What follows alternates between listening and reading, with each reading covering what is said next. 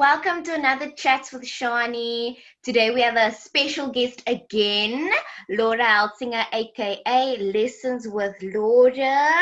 Welcome back, Laura. Today's topic is dealing with conflict in the workplace.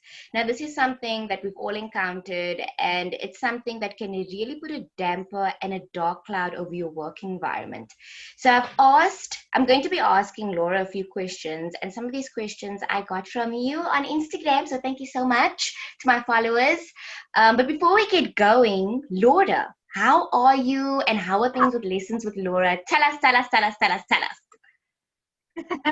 So I'm amazing. Thank you. And again, it's so great to be back and to be on this platform.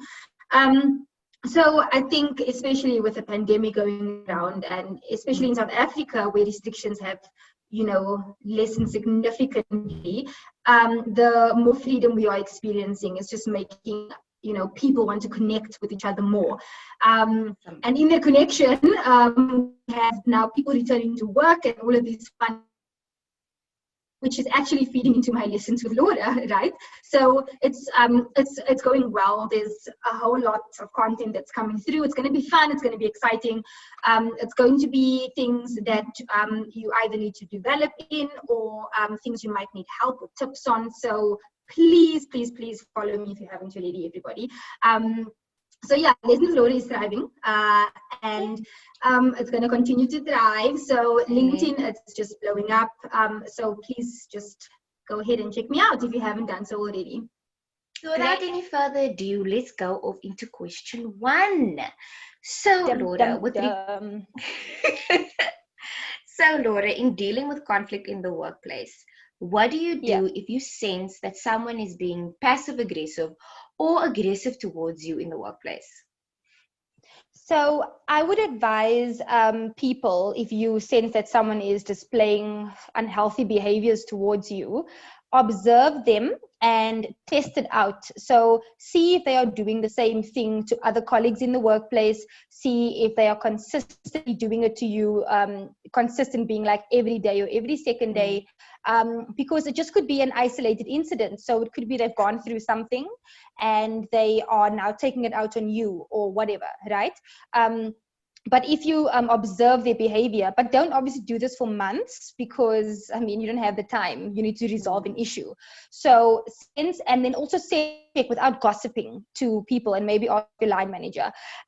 So if you do feel that it is consistent now towards you, remember it's between you and this person. Don't stand up for the whole office. Then you would approach them if you feel that that's what you are comfortable in. So that's the first prize, if you approach the person directly, because it also shows that you are assertive, you care about yourself, you will stand up for yourself. But if not, then that's where you involve your line manager. So part of your line manager's roles and responsibilities is to back you as their direct report, as their employee. And then also try and record these examples where you have felt intimidated or where someone has been aggressive or passive aggressive towards you, so that you have proof and that it doesn't come through as or across as hearsay. So you have a record of when this person has, displayed these kinds of behaviors towards you. I really actually like that, especially the part of don't gossip with other people, because I know that we love doing that. We love to get friends that have experienced the same thing with somebody else, or if you know somebody likes that person, like in terms of working with them, you're like, but they're not actually a nice person. This is what they did to me. And we shouldn't actually be trying to like defame someone with somebody else. So I really like that. And the fact that you said put it down, it comes back to what you said in your previous segment when you were talking about journaling. It's the same thing. Write it down, have your evidence, and then you can be like, but on this day, this is what you said to me, and this is how it made me feel. And on this day, this is what you said to me, or if you're telling your line manager, this is what that person said to me. So I really like that advice. Thank you.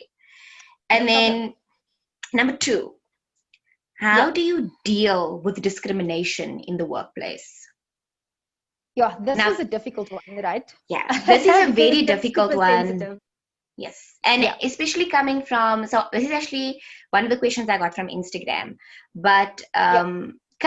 speaking from as a woman of color or as a person of color, I know that sometimes discrimination might not be aggressive in the sense that you are actively being discriminated against. Sometimes it's very subtle. So Yeah. you might not always have that hard evidence to prove this, but it's the way that you feel because you know somebody's Yeah. maybe excluding you. Yeah. So Yeah. please, Laura, shed some light and give us some advice. So discrimination, especially in South Africa, it's such a um, hot topic, right? Because you get things, you get fair discrimination if the business can back it up, and you get unfair discrimination. So obviously, I'm going to be focusing on unfair. Yeah. So, like you've said, it's not always obvious. So it could be subtle when someone is deliberately excluding you. But again, record keeping is so important. I think people underestimate this. Even something as, again, please learn when to be or when not to be petty and when something is actually serious. Otherwise, you're going to be the person who cries wolf in the office, right? And then no one's going to take you seriously when something actually big comes or happens, right? So for yourself and for record keeping purposes, record these things. So if someone made you feel a certain way, record it. If you sent or if there was an email sent, or if you feel as if you were excluded for no logical reason or no professional reason, record it. And this is where I would actually suggest, especially in the space of discrimination, and you have your evidence, go straight to HR. Go straight to HR or your line manager, or actually involve them both, because it's so serious. If you try and talk to the person directly, they know how serious this is. They could get very defensive and they will not listen to you. So if you remember, it's not a hierarchical thing that you have to go to the person first and then go to HR, blah, blah, blah. Especially in this topic, in this space of discrimination, and you have to have proof. You can't just scream discrimination. It's so serious that you need to have evidence. Go straight to HR, involve your line manager, and again, see if there is a consistent thing. See if it's because you are someone of color, or if it's because you are a woman, or it's because you are male, or because you belong to a certain group that you feel excluded, right? And every company's culture should have one of inclusivity, but no one's perfect. No organization is perfect.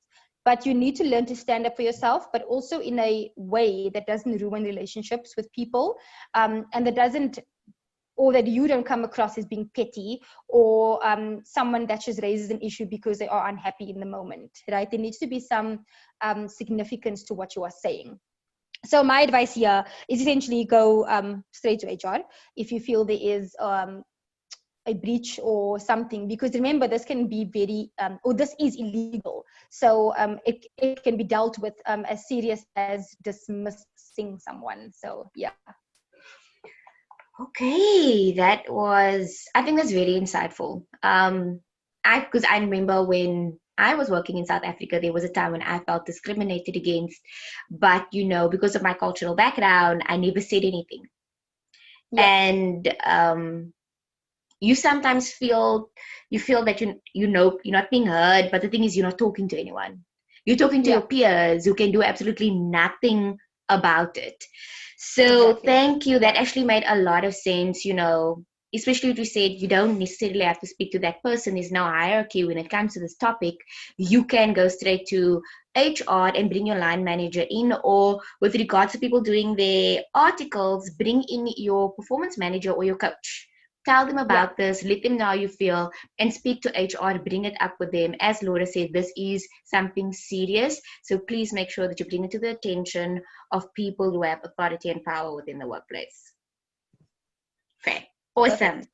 So I know I told you that I was going to rephrase this one, but I feel that so many women so many women can identify with this and relate to this, that I am going to honor my friend who sent this question to me.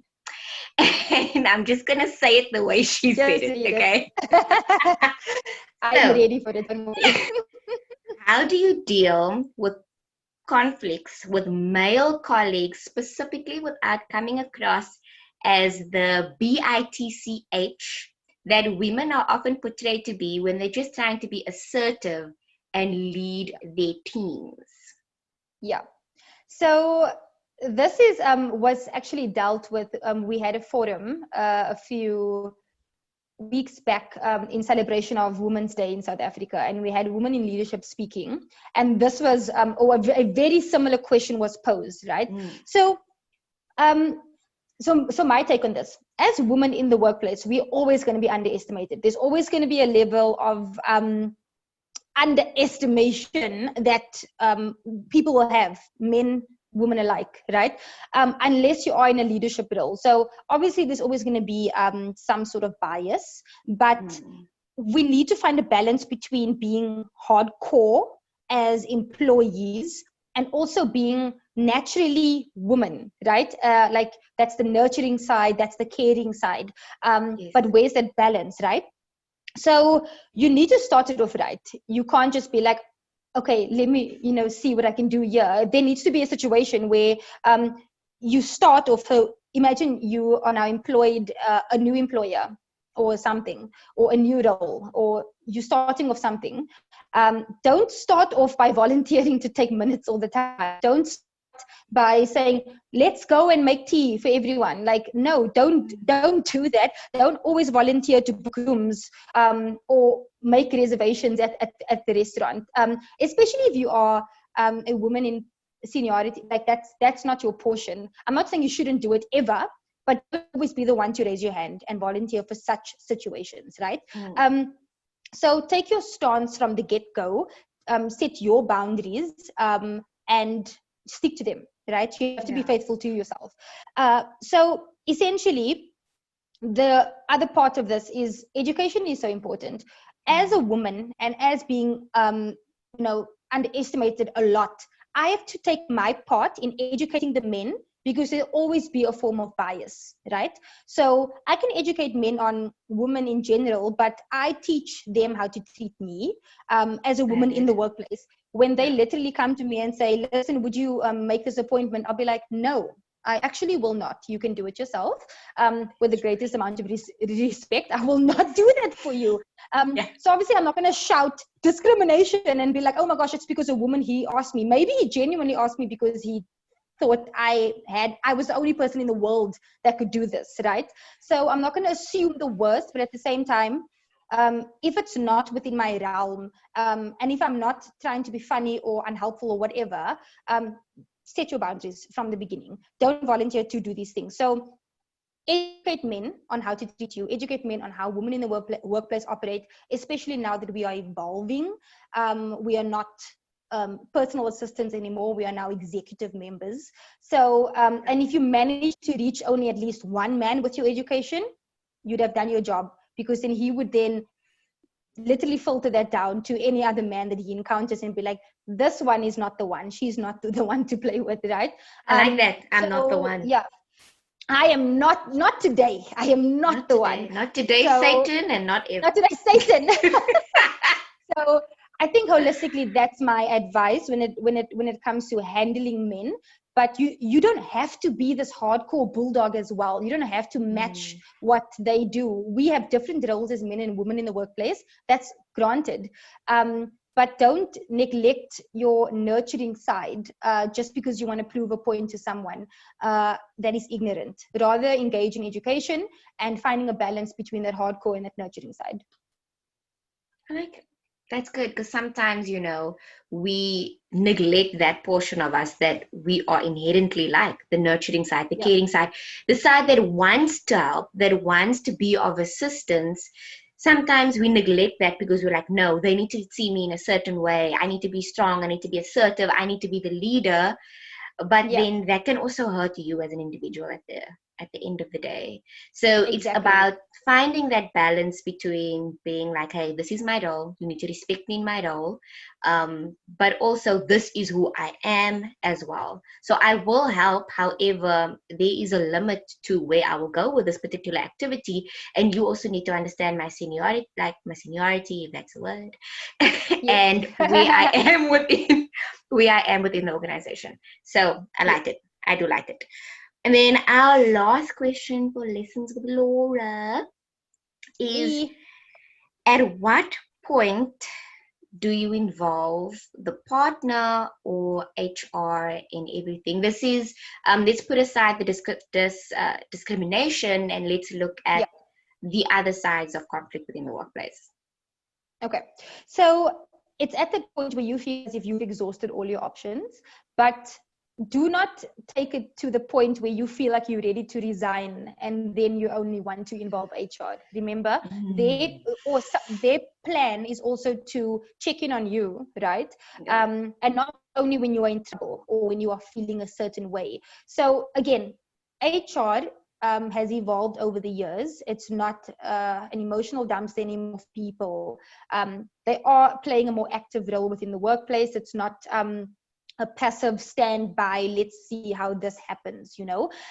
So if you feel as if you've done all you can, like you've had, like, and doing all you can is literally you have one conversation with someone and you give them a chance to change their ways or to apologize or to like alter their behavior towards you, and they haven't done that, then it's up to you. You can either give them a second chance, and then at that point, if you don't feel like giving them a second chance, you would then go to HR and say, listen, this is what I've done, this was the result, I'm not happy, can you please be involved? So HR is a point of escalation. It shouldn't be necessarily your first point. So back to my earlier saying when I said we're not emotional dumpsters, like try and resolve it yourself. Remember, we're all adults in the workplace. We should be able to have these kinds of mature conversations and not just call the parent in every single time. But you need to, it's so important to stand up for yourself. And if it's going to take having a conversation with someone, then please do that, right? HR is an escalation point. So, I mean, you can always follow the formal processes once you've reached HR. So it's actually a very weird topic. If I can literally just end on a story. I was a graduate in 2015 and going into 2016.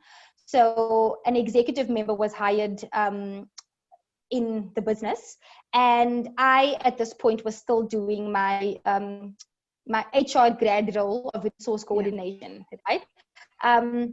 Just moving into the business partnering role. And when we bring on new people, we have to do onboarding, etc. So we first do the corporate onboarding, which introduces them to the company and the values, whatever.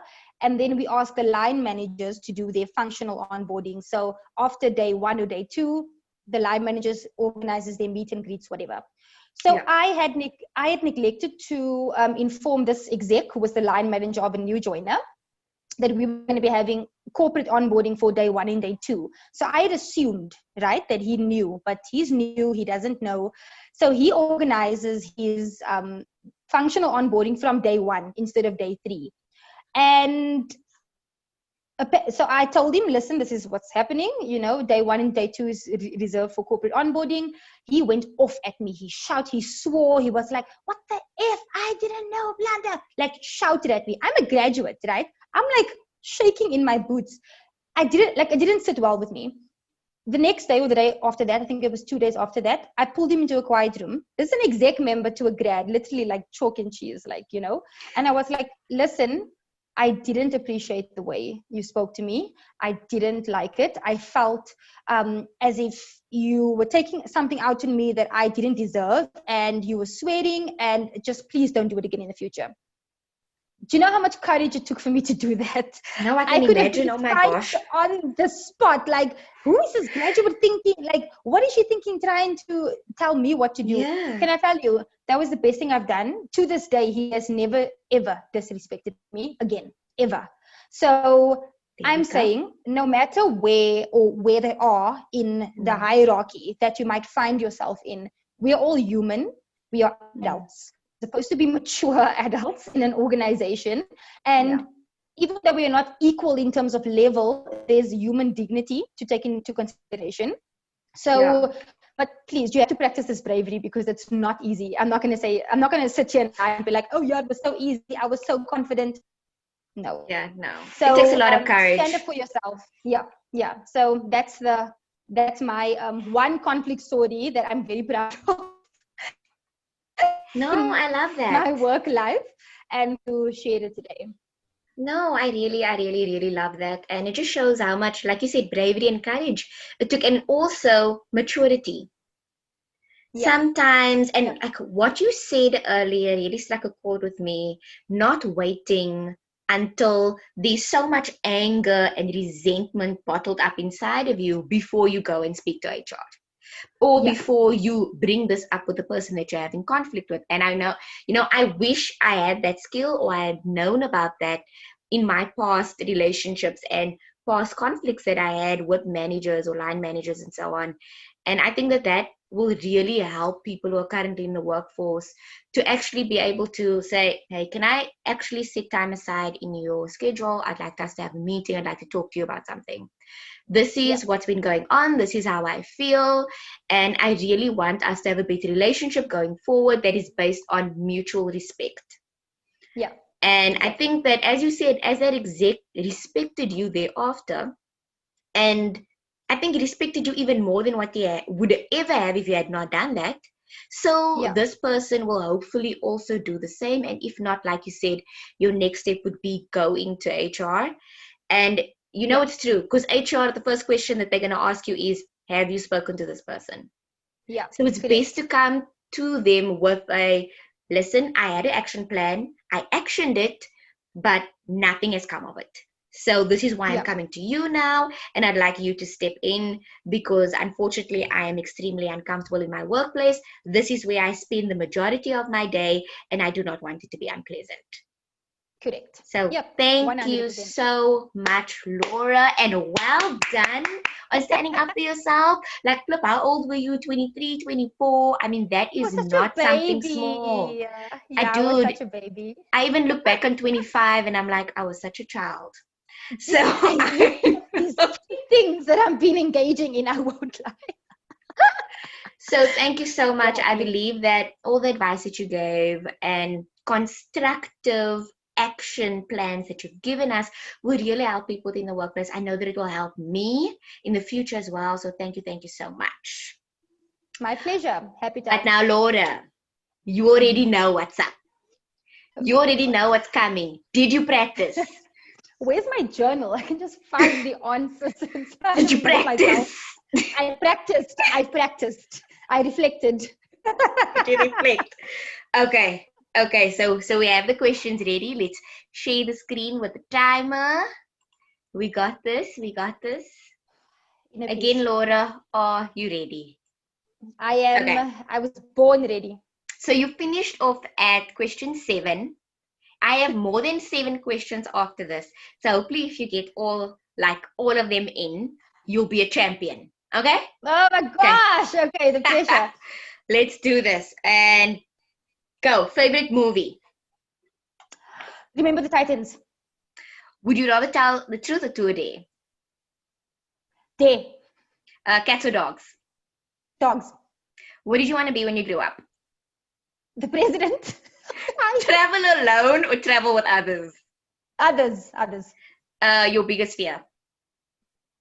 Darkness. Favorite day of the week? Thursday. What part of your body needs lotion? Elbow.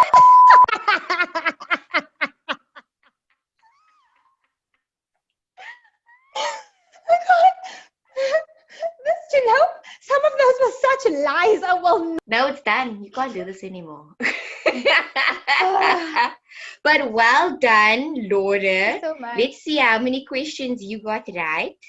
So I had 1, 2, 3, 4, 5, 10 questions, and you fell short 3. So you did 7 again. But wait, You didn't answer the last one. So the I'm not last one answering. was, what part of your body needs a little lotion?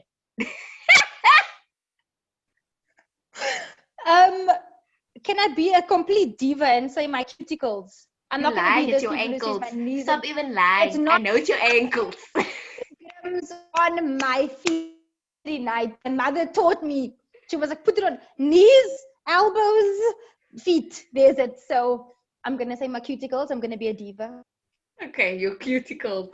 Well, thank you, thank you, thank you, thank you so much for today's session. It was really inspiring. I think it will help many of us. And when I say us, I say the followers as well as me. And I'm looking forward to more lessons with Laura. And who knows if Charnie and Lessons with Laura will be meeting again in the future. Hey. But yeah, thank you so much. And listeners, followers, viewers, please follow her on Instagram, TikTok, and LinkedIn. It's Lessons with Laura on LinkedIn and TikTok.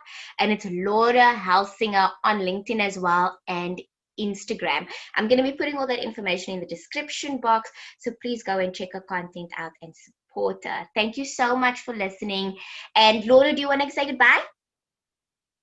So yes, thank you so much for having me. And I really hope in both sessions that you could take away something significant and that you could implement in your work life or in your personal life. And if you have any other ideas, questions, please forward them to me on the channels that Chanel has now said and will put in the description. But thank you so much for allowing me the opportunity to share some of the experience and wisdom that I have gained over my 5-6 years of working. But yeah, I loved being here. So thank you again. Thank you so much, wisdom from only 5 to 6 years. Wow. So thank you guys and bye. Have an awesome day. Bye.